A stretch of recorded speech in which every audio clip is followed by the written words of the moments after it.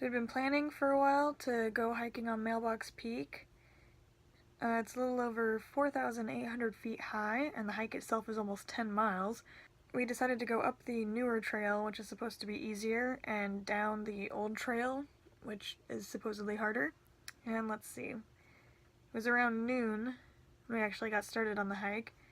So we were tired from the start, except for Devin and Isaiah's son. But other than that, everything started off pretty great. Unfortunately, my phone died not even halfway up the mountain, so the footage and the story won't really line up, but it's all I have. Sorry. I'm probably even more disappointed than you are. So anyway, Colin, Isaiah, and I had hiked the mountain before, though last time it was in the summer, and we had gone up the old trail and down the new one, but it was Devin and Isaiah's son's first time doing the hike, so they didn't know what to expect other than what we could tell them about our last trip up there. But again, the hike starts off great. We're all talking and laughing. Everyone's keeping up roughly the same pace. Everything is lush and green. The air is crisp and refreshing. There's even a bunch of other groups we end up passing by. A few groups along the way also had some great dogs. Very good boys. We do start to notice after a while, though, that all these other hikers all look way better equipped than we are, but I'll get back to that later. So Mailbox Peak is a fairly steep hike, the majority of which is tons of switchbacks along a really narrow trail, which forces you to always be walking in a line awkwardly and carefully climb/step over into the trees to allow other groups to pass.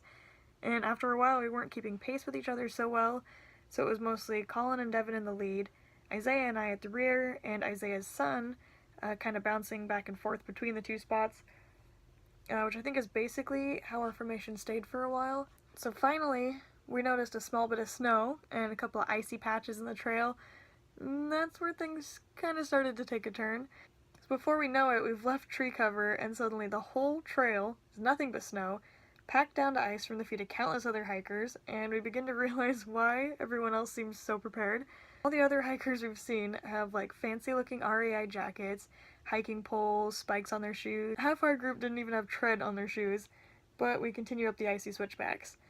For too long, though, it begins to prove too much for Isaiah's son, despite him being the most well-equipped among us, with gloves and a walking stick. And when we asked the other hikers who were coming back down, they told us the snow never lets up.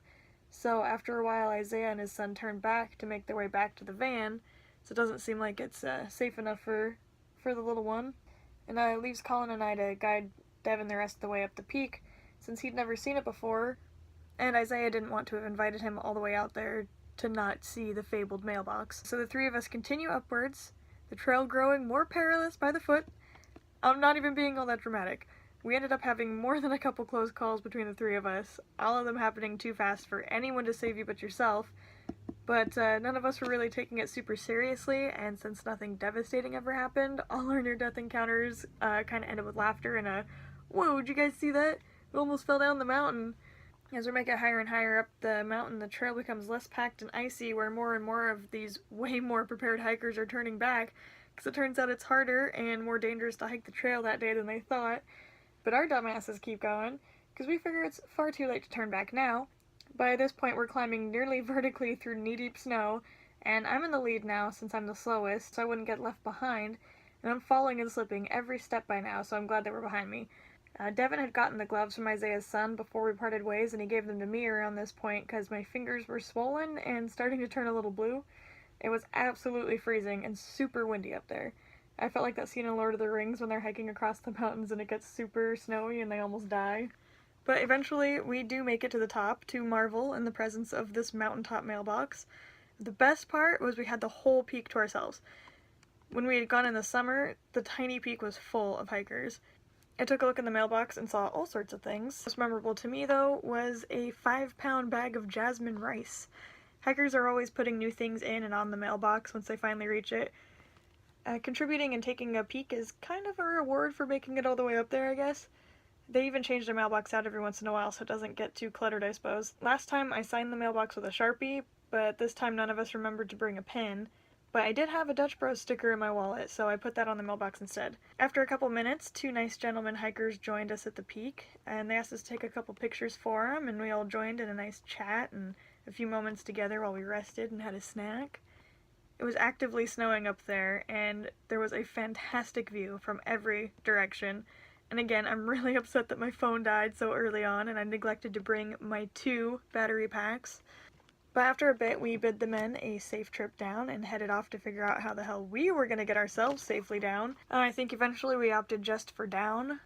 We ended up just sliding down the whole snowy part of the trail on our asses, navigating the switchbacks by quote-unquote steering with our arms behind us like a rudder, and frantically grabbing at trees and bushes to correct your trajectory when you miss a turn. Finally, we made it back to tree cover and out of the snow and could start the final leg of our hike back down. We decided to stick with the original plan of going down the old trail, which is a lot steeper and less clear than the new one, but also a bit faster because of it. It was also really wet, muddy, and still a bit perilous though, and I ended up falling quite a few times. Once really hard where I slipped and took a root right to the back of my lung. We were so fucking tired and sore for that last bit of the trail down. As we were sliding down the snow, everything was fast and dangerous, and we were laughing and having fun with it the whole way, but by the time we made it to the old trail to start that final leg, we were beat. Colin and I were anyways. Devin seemed to have superhuman-like amounts of energy. That hike down the old trail felt like an eternity to me. I felt like I could barely breathe, much less talk, but I could hear Devin singing in the distance ahead of me. I don't know how he did it. It took every bit of my willpower to keep my body moving down that mountain, but I had no choice because it was starting to get dark and none of us had brought flashlights. For a while I had been taking breaks because I was so exhausted I thought I was going to puke, but since it was getting dark I felt like I was wasting everyone's time and decided not to stop anymore until we had reached the bottom. I was definitely not having fun anymore. After what seriously felt like an eternity, we finally made it back down to the trailhead, right before the sun had finally set. I think it was around 7 p.m. Almost the moment we made it to the gravel road leading from the trails to the parking lots, I collapsed in the grass and threw up about 4 times. Luckily, Colin was right there to keep me from getting too much in my hair, and he had a Powerade in his backpack for me. I recovered my strength after a short rest, and we made the short walk back to the parking lot where Isaiah and his son were waiting.